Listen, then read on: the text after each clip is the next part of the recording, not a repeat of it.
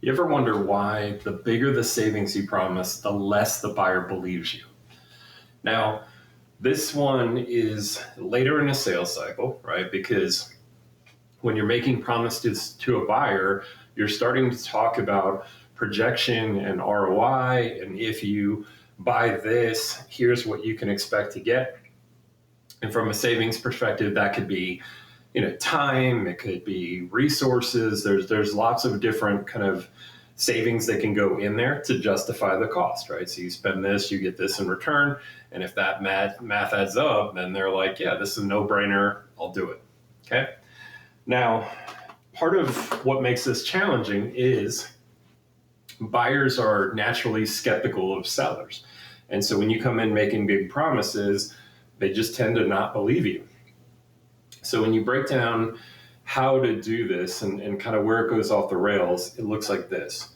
So the first thing is when you are making these promises, it generally is constructed with two different parts, right? And the two different parts are you are kind of showing them, hey, you are here, right?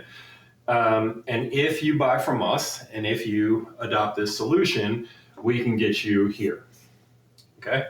And so the idea is this kind of upward trajectory to be able to say, here's how much better you can be. If they like this journey that you're painting, then they want to go on that journey. And they're like, wow, that'd be amazing. Yes, I want that. Like, where do I sign? And so that seems simple, and everyone does this. They paint these pictures, yet a lot of times it triggers disbelief. And there's a couple issues in here that do that.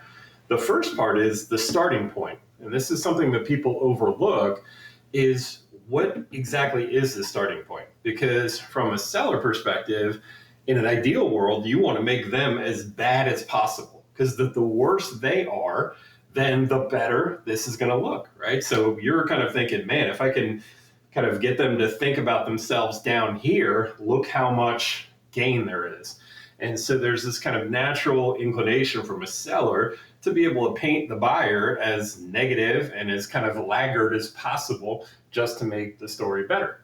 Now, from a buyer perspective, it tends to be the opposite, right? So there is a bit of denial in a buyer's mind where, instead of here, they might think, what, we're not that bad. I mean, we put in some changes, we did some process improvements, blah, blah, blah. So they might actually give themselves a little more credit than they deserve. And now all of a sudden, this is almost a flat line, right? It's not that impressive.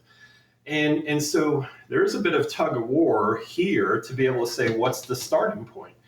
And if the seller starts too low, again, that's going to trigger the kind of defensiveness and the disbelief in the buyer's mind, because to them, they're up here, they're not here, right? And so there's a disagreement. And even if the buyer doesn't say, nah, that's not right, we're up here, they're thinking it and they're anchored in this, and that's why they're not believing your story. So that's the first part, is, do you have alignment on the starting point? The second part is around the finish line, right? To be able to say, okay, we agree on what the starting point is, but there's still a lot of discrepancy here.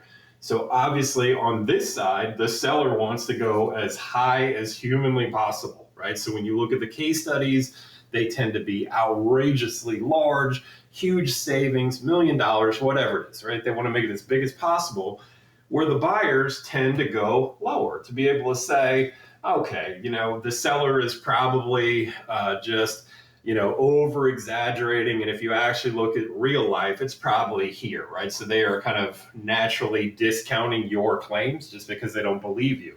And so then you have a disconnect between the endpoint. That's another situation. Now, the final part of this is, from a buyer perspective, they have kind of a line in their mind, all right? So if we were to sketch out a line, and what this line is this is kind of the zone of believability, all right?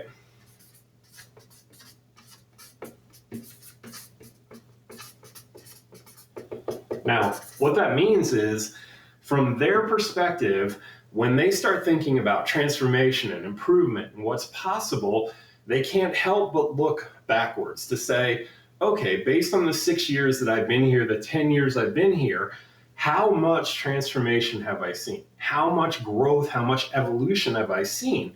And so in their minds, they have this kind of zone of believability that says, I don't care what a seller says, in this environment, we're not getting above this line. It's just not possible. Like, this is what's reasonable.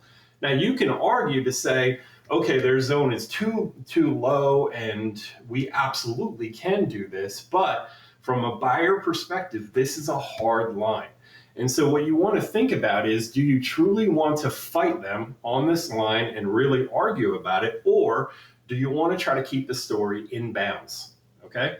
So when I've worked with sellers before, one, we kind of use different techniques to be able to find the common ground as far as the starting point, and some good strategies there are being able to use benchmarks, third-party data, etc. So it's kind of taking the seller out of it to be able to say, hey, don't listen to me. Like, let's look at the facts. Let's look at the benchmarks. Let's look at the trends. So that helps here. But on the other side, one of the counterintuitive things when I'm working with sellers is often to get them to stop going so big and stop choosing these outrageously large ROIs, and actually think about what's the biggest ROI that you have that is in bounds for this buyer. And while that might feel like you're selling yourself short, it's not, because this is plenty, right? This is at the absolute kind of ceiling of what they can believe. And so for them, this is world changing, right? You'd like it to be this high, but it doesn't need to be, because the fact is, this is amazing to them because it's the top of their level.